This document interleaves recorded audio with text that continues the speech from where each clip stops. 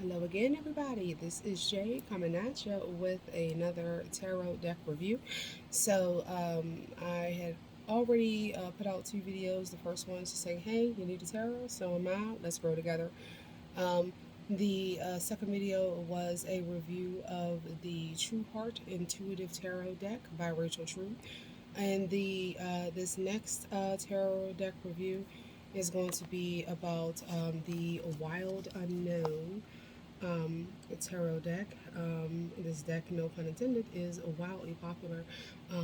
But yeah, this is a deck that I bought very recently along with the Hoodoo Tarot deck that I will also be reviewing, and the classic iteration of the Smith Waite deck Centennial Edition. So this is the Wild Unknown Tarot deck. When I bought the True Heart deck, I was drawn to two oracle decks. The first one was the Moonology oracle deck, which I will be purchasing. I had mentioned before, but then also I was drawn to this. This is the Wild Unknown Archetypes deck. It's an oracle deck. It's also illustrated and created by Kim Krans, who is the author and illustrator of this deck here. I will be doing reviews of my oracle decks later on. Just want to get through my tarot reviews today. But one thing that drew me to both this oracle deck and this tarot deck is the fact that it's the fact that it's the use of archetypes, and so it's not just you're looking at all females or all males, or all people, people of one ethnicity, or whatever, or what have you. We are in an increasingly politically correct society, but also one that demands inclusivity of folks. And so with that regard, I really do like the fact that when you're looking at archetypes and things of that nature, they span all colors, cultures, religions, as above, so below. You see it in everything. So, things of that, things along those lines. So, Kim Krans, um, I'm very pleased with the interactions that I've had with both the Oracle deck and the Wild Unknown Tarot deck. So we're going to jump into it. Obviously, I've been using the deck, so it is out here, but it comes in, the packaging and whatnot is very impressive. Worth price because it is a pricier deck, but so it comes. You have this sheath that you can take off, and then you have the book, or the box. Okay, and it has the suits on the back, so pentacles, swords, wands, and cups. And then when you open it up, the guidebook would actually be resting right here like this, right? And so this says, "May you always be on the inner quest." Right there. Okay. And sorry if things are reversed. I'm not reversed, switching stuff over. Yeah, me and technology, we're not homies like that yet. So you have the guidebook, um, and solid, look and feel of things really do make a huge difference, or at least it gives the impression when someone is opening a package. It's like, ooh, look at it, it's pretty packaging. So with regards to that, yeah. And then here you would have your deck, which would be in this box here, and I think I yanked my ribbon, so that's me. But yeah, we would use the ribbon, but I yanked mine a little too hard, and that's my fault for being a dingbat. But you would yank, pull your ribbon, your box will come out. So I put my ribbon back, but that's just me. And then you have your box that your cards will come in. So the box within the box will be here, and the message in here: "Welcome to the Wild Unknown Tarot. You'll find no rights or wrongs in this box, only mirrors for reflection. Open your mind, draw a card, and have fun on your journey." Okay, so pretty good stuff here. Like I said, so put all of that back. All right, and so we'll talk about the guidebook again. The guidebook also has the suits on the back. She goes into just her journey as she was drawing the tarot, some of her thoughts along the way. She gives a description of the major and the minor arcana, the court cards, you know, how to read your cards, just, general tips that you would see, shuffling, cutting. And she gives a number of spreads. She talks about your Celtic Cross, a clarity spread, which is one that I like. Talks about your overall situation, and then the contributing factors will be cards 2, 3, or 4. The year ahead spread, a connection spread between you and another person. So there's a few spreads in here, for folks to get a springboard as to how they want to interact with their cards. But at the end of the day, your relationship with your cards, your relationship with source and your guides is a personal thing. So it's all, based on you and what you feel compelled to do. One day you might do a 3-card past, present, future. One day you might go and do, a Celtic Cross or an 11-card mother piece, or you might wind up coming up with a spread of your own. Who knows? Okay. So it just all depends on what you are led to do, and how you interact with source and your guides. With regards to reversals, she does not go into reversals in her card definitions. And that's not necessarily a bad thing, to be completely honest. One impression that I have of this deck is it will really help you attune your intuition. So, and that's just based off of the imagery, and then just based off of the feel of the cards. But even if you had a more traditional card, a more traditional deck like your Smith-Waite, or any other deck that, is based off of the imagery of the Smith-Waite or the Thoth, a lot of times people get kind of dependent on that, and but even then you can still feel the vibrations of, whether a card is in upright or reverse, so to speak. Depending on how you shuffle, your cards can always come out upright, or they can come out reverse, but you still get a kind of a neutral feeling. So for me personally, when I do my readings, I actually interpret both the upright and reversal. I do make note of the energy that is present around that card, and the story, the supporting evidence around that card. And the reason why I do that is because there's always a light in the dark. There's always the other side of the coin. There's always the dark side of the moon. The sun's illuminating one side, but there's always the other. And it's always present. And so, reading a reverse or upright, to be honest, that can be changed at any time, based off of you and your energy.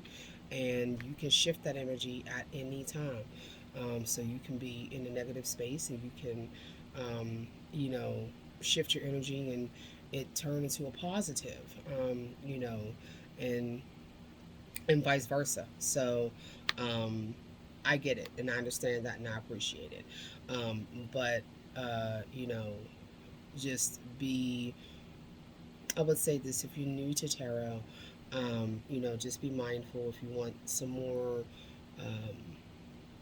insight as to the traditional meanings of the cards and whatnot, there are companion books out there that you can look at, to help you if you are, if you feel drawn to see more about what a reversal means. But your intuition will lead the way. Okay, so don't doubt your gut. Okay, don't doubt your intuition. All right. So she goes into the suits, and then the major arcana cards are in the back. All right, so cool guidebook. I enjoy it. I like it. The readings that I've had with this deck have been insightful, to be honest. You know, each deck has its own flavor, its own personality. My True Heart Tarot deck is very bright, is very vibrant, but my messages come across, and that's cool. You know, and if I were to be doing a reading for somebody and they're kind of hesitant, a little, you know, new to tarot, or you know, and just their vibe, you know, if they want, you know, if I get a vibe that, hey, they would want something more warm and inviting, you know, I feel that I will be led to either pull out the Rider, but or the True Heart, you know. But again, it also depends on what deck speaks to you at that time. So you know, but one thing that I have, when I looked at the reviews of this deck, I've seen you know, I've seen rave reviews. This is awesome. I love this deck. To, you know, the flip side of, this isn't a good deck for beginners. But then I've also seen folks say, hey, this is my first tarot deck and I absolutely love it. Another sentiment that I came across was the fact that folks said the deck has a dark energy, and that actually did make me take pause. But seeing as how I'm already in ownership of the archetype deck, same author, I'm like, I didn't get a darkness from that. You know, so yeah, but one thing I will say, okay, you know, your color palette does make a difference, all right? If you walk into a room and it's full of warm colors, reds, yellows, you know, oranges and stuff, you're gonna spruce up, you're gonna brighten up. If you walk into a space and it's more subdued colors, your purples, your indigos, your violets and things like that, you're going to, you know, you will react to that. So saying that to say, to parallel that to this deck, um, I personally did not get a darkness from this deck, but I am cognizant of the fact that the color palette is primarily black and white, right? So, even though my space is subdued right now, just as a calming thing for me, so I can enjoy my time off, you know, the back of the deck is, you know, black and white, and then the color palette of the deck itself, it is primarily black and white. You do have, you know, definitive line work, okay. Things do kind of blend together, but then you also have your pops of color. If I can try to get you to see that. Oh, that adjustment was not the greatest, but you have your pops of color. So this is the strength card. Again, primarily black and white, but you can see that you have your pops of color here, right? So, um, and I'm not in any way, shape, or form, you know, trying to discredit anybody's opinion. If they felt that they got, if it felt dark to them, understood. You know, I hope that they found the deck that resonated with them, and that they were able to connect with, and you know, that they were able to get the experience that they desired. Um, for me, like I said, I don't. I can see how folks can think dark. Again, primarily black and white color palette. You know, but there are. Uh, but the cards to me, they give their matter of fact in what they say. Okay, you know, so you got your Daughter of Pentacles. You know, so you have your Fawn here. Again, simplistic yet intricate line work. That's, you know, I personally appreciate Kim's illustrations. I think they're great. One thing I do enjoy about this deck, like I had said before, you know, the use of nature, and a lot of times we overlook nature, and how it reflects what we experience as humans, right? You know, the fact that she uses animals throughout the deck, I think it's great. I really do, because it, at least for me and my interactions, it allowed me to, you know, when I step outside, honestly, it helped me, you know, appreciate nature a bit more, to be honest, as you're seeing these representations that I may or may not have been aware of, at least consciously, before. So to see that, it gives you a greater appreciation. So I like it. One of my favorite cards in this deck is the Fool. So this is the zero card in the major arcana. It's the Fool, and in your um, decks that are represented by humans.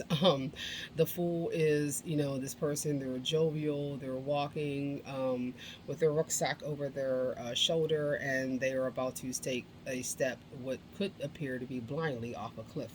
And there's a dog that's like off on a corner, like yapping at them. And it's like, is that warning or is that encouragement?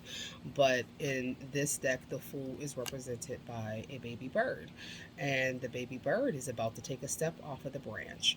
Um, I think that this is a really, really good representation. And the reason being is that, we being humans, we're not capable of flight. So, if we go to fall, we're going to flail, but we're not going to fly, at least physically, right? And so the metaphor of a person about to step off a cliff is very striking. And it's like, are you taking a calculated risk to step off of this cliff? Do you know what, or, do you know that you're about to do this, or are you about to just step off blindly and you haven't thought about what's going on or what's going to happen? Whereas, at least with this representation here, it's a baby bird. So, same instinct. Hey, what the hell? I'm falling. Flail, flail, flail. But what happens with the bird? When they flail, they flap. When they flap, they fly. So, I think this is a great representation of, the journey, and as you get into tarot and start reading more, if you just lay out lay out the major arcana, you can actually see the story develop. As the Fool starting off, and then how they go through and realize their potential and the ups and downs. And then you can also see stories amongst the suits as well. Starting off with your ace being your card of potential, and then followed up by the two, which represents duality and thought. You go on ahead to the threes, communication, interlopers possibly, four, protection, solidarity, five, turmoil, six, coming out of said turmoil, seven is divine number, eight, more about protection, nine, you're nearing the finish line, 10 being completion, and then your court cards, or archetypes of people, and they're represented by those suits. So um, yeah, a little bit of a tangent there, but saying that to say, again, yeah, the color palette is black and white. Yeah, the illustrations, again, I thoroughly enjoy the illustrations, but they might not be what folks are used to. So my thoughts to anyone who's looking for a tarot deck, do your research.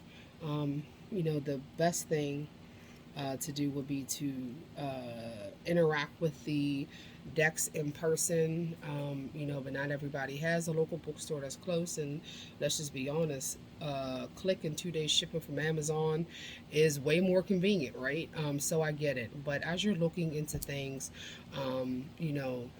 even when you're looking online, things will speak to you, and you know what resonates with you. So in terms of this deck being good for beginners, um, it depends, to be completely honest, on what you're trying to do. If you start to play a video game, do you start out on normal mode or do you put it on hard mode? Not saying that this is necessarily hard mode, so to speak, but you know, the imagery is not um, the imagery is not a direct correlation, so to speak, like pound for pound. For instance, if you look at the Smith Waite and then you pull the Modern Witch Tarot, very, very close correlations. Even the color schemes are very close. This deck, there are deviations, but there are similarities.